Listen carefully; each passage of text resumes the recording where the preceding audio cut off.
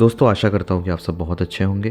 Welcome to the audio podcast. और आज के इस पर्टिकुलर एपिसोड में मैं अपना एक अनुभव आप लोगों के साथ शेयर करने वाला हूँ, एक एक्सपीरियंस शेयर करने वाला हूँ। और इस पर्टिकुलर इंसिडेंट या एक्सपीरियंस ने मेरे लाइफ को काफ़ी हद तक बदला था। और डर के बारे में मेरे जो विचार थे इस घटना से पहले और इस घटना के बाद, वो पूरी तरीके से बदल गए थे। तो आइए शुरू करते हैं आज के इस पॉडकास्ट एपिसोड को। आप अगर ये वीडियो YouTube पर देख रहे हैं, पहली बार आप इस चैनल पर आए हैं, तो चैनल को सब्सक्राइब कर सकते हैं, वीडियो को लाइक कर सकते हैं, कमेंट करके अपनी राय व्यक्त कर सकते हैं। और अगर आप इंस्टाग्राम से आए हैं यहाँ पे, तो आप सबका बहुत बहुत स्वागत है। आप सब मुझसे परिचित होंगे। चलिए आज का पॉडकास्ट शुरू करते हैं। तो ये कहानी उस समय की है जब मैं कुछ 8th स्टैंडर्ड में पढ़ा करता था। और ये एक ऐसा समय होता है जब आप नए नए किशोरावस्था में, यानी कि जिसको हम टीन एज कहते हैं, उस एज में आप एंट्री कर रहे होते हो। तो आपके जो हार्मोन्स होते हैं, अगर बायोलॉजिकल वे में बात की जाए, तो वो थोड़े इधर उधर होते रहते हैं। और ऑपोजिट जेंडर के प्रति जो एक अट्रैक्शन है वो जनरेट होने लगता है। इसको मैं बहुत फॉर्मल वे में बोलने की कोशिश कर रहा हूँ, आप लोग इस चीज़ को समझ रहे होंगे। तो उस 8th स्टैंडर्ड में that used to be a girl who used to be my crush। और मैं पढ़ाई में अच्छा हुआ करता था और इसी वजह से मैं टीचर्स का भी फेवरेट था। और पढ़ाई के अलावे एक्स्ट्रा करिकुलर जो एक्टिविटीज़ होती थी, जैसे स्पोर्ट्स हो गया, उसके अलावा ड्राइंग, सिंगिंग, इन सारी चीज़ों में भी मेरा इंटरेस्ट था। मैं अच्छा करूँ ना करूँ, पर हाँ, मेरा इंटरेस्ट ज़रूर था इन चीज़ों में। तो मैं उन चीज़ों में भी पार्टिसिपेट किया करता था। तो मतलब मैं थोड़ा फेमस हुआ करता था स्कूल में इन चीज़ों की वजह से। तो जब ये बात धीरे धीरे मतलब पता चली जाती है स्कूल में, आपको पता है कि गॉसिप्स हुआ करते हैं। तो मुझे हालांकि ये अंदाज़ा नहीं था कि इस बात का इतना ज़्यादा जो है प्रचार ऑलरेडी हो रहा है, लोग इस बारे में जान रहे हैं। पर मुझे ऐसा लगता था कि हाँ, किसी को नहीं पता है, बस मेरे कुछ खास दोस्तों को पता है। पर इस तरीके की बातें एक्चुअली छुपती नहीं है। तो एक जगह से दूसरी जगह होते हुए ये ऑलमोस्ट मेरे जो जूनियर बैचेस थे और सीनियर बैचेस थे, वहाँ भी ये चीज़ें फैल चुकी थी। तो एक दिन मैं ऐसे ही स्कूल में बैठा हुआ था, लंच ब्रेक चल रहा था। एक जूनियर आता है, मतलब मेरे से एक क्लास ही जूनियर था वो ऐसे डायरेक्टली आके मेरे से कहता है कि मुझे सब पता है। और उसका जो टोन था वो एक रूड जैसा टोन था, या जो एक बुली करने वाला टोन होता है, उस प्रकार का टोन था। इससे पहले मैं एक चीज़ और आप लोगों के सामने क्लियर कर दूं कि मैं एक्चुअली किस टाइप का स्टूडेंट हुआ करता था। तो मुझे घर से ये सख्त हिदायत दी जाती थी कि बाहर जाके किसी से भी लड़ाई वगैरह नहीं करनी है, क्योंकि मेरे जो पिताजी हैं, मेरे पापा, वो लोकेलिटी में फेमस है बिकॉज ऑफ हिज ऑक्यूपेशन।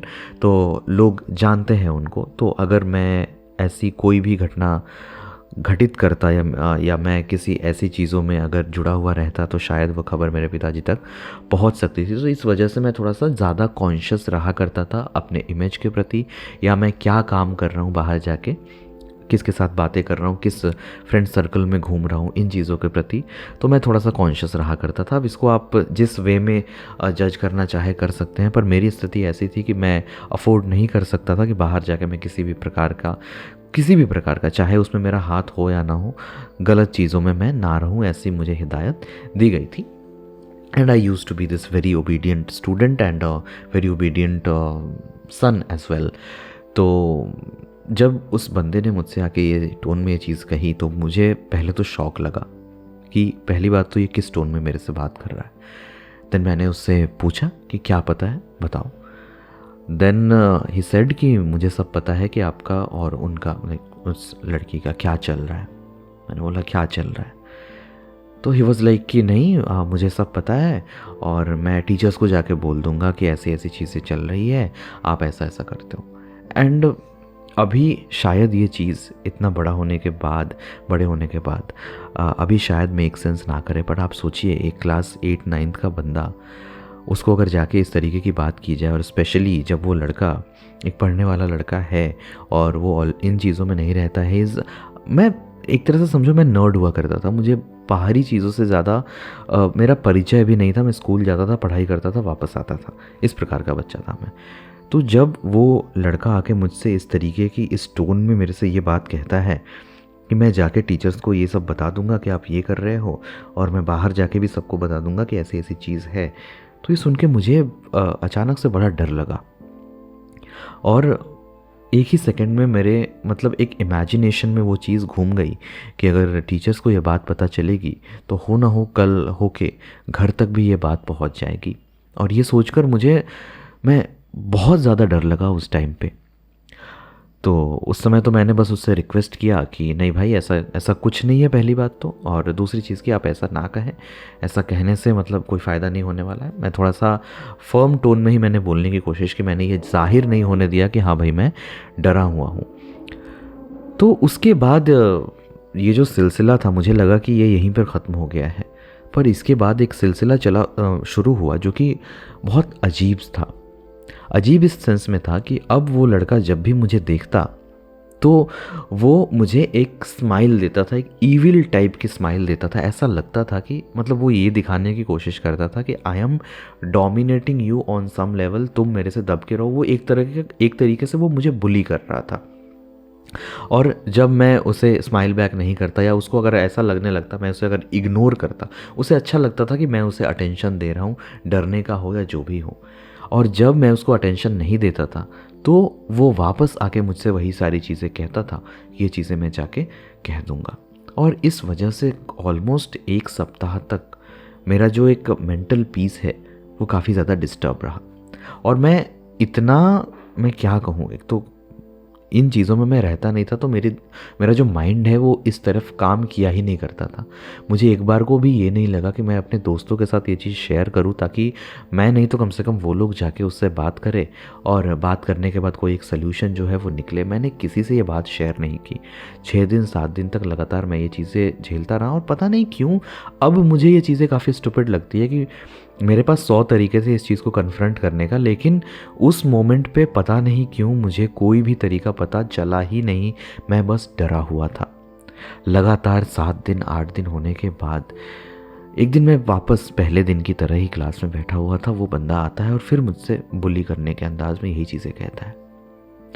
इस समय तक मेरे सब्र का बांध टूट चुका था। मैं ऑलरेडी इस चीज़ की वजह से काफ़ी फ्रस्ट्रेट था। मुझे बस इस चीज़ का दुख लगता था, इस चीज़ का डर लगता था कि ये बात अगर किसी भी तरीके से मेरे घर तक पहुंच जाती है तो शायद घर वाले काफ़ी गुस्सा होंगे। ये मेरी उस समय की जो मेंटालिटी थी उसके हिसाब से मैं बोल रहा हूँ। तो ऑलरेडी 7-8 दिन तक मैं ऑलरेडी इस चीज़ की वजह से काफ़ी मेंटल, एक तरह से कहें तो टर्मोइल से होकर गुजर रहा था।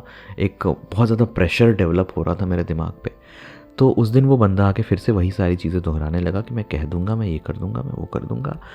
तो मेरे मन से इरिटेशन में एक लाइन निकली कि सुनो, तुमको जो उखाड़ना है उखाड़ लो।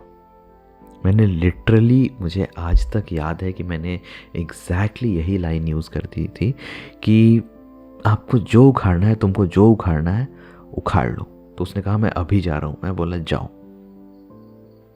जाओ, मैं चलूँ साथ में, जाओ जाके बोल दो।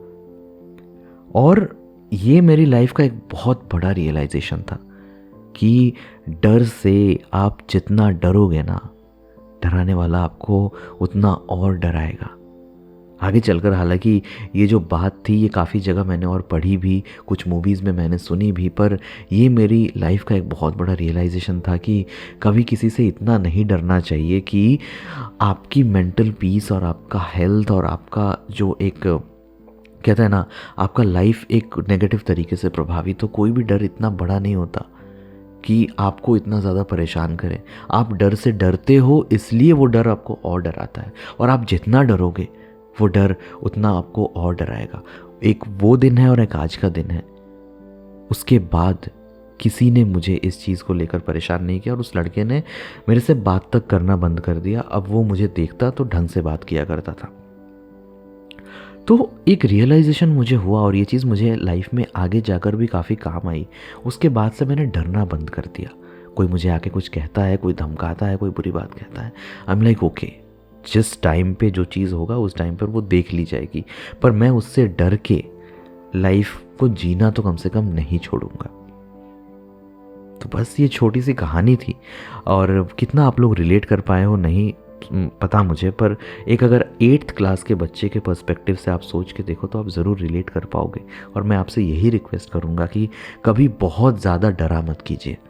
आप जितना डरेंगे ना, डर आपको उतना और डराएगा। कन्फ्रंट कीजिए उसको, सामना कीजिए उस डर का, और डट के सामना कीजिए। कोई इतना कमज़ोर नहीं होता कि डर से डर के आप लाइफ को मतलब इंजॉय करना ही छोड़ दो। तो बस आज के इस वीडियो में बस यही कहानी थी जो मुझे काफ़ी टाइम तक आपसे, मतलब काफ़ी टाइम पहले से ही आपसे शेयर करना था। आज मैंने फाइनली कर दी। कैसी लगी कहानी आप बताइएगा ज़रूर, और मैं आपसे अगले किसी एपिसोड में मिलूँगा। आपके जो भी राय हैं उसको मैं कमेंट्स में पढ़ता हूँ, तो कमेंट वगैरह किया कीजिए, लाइक किया कीजिए, और अगर सब्सक्राइब नहीं किया है तो प्लीज़ सब्सक्राइब करके जाइए, इससे मेरी काफ़ी हेल्प होती है। मैं आपसे अगली वीडियो में मिलूँगा। सबका ख्याल रखिए, अपने आसपास सफाई रखिए, and thank you so much for watching.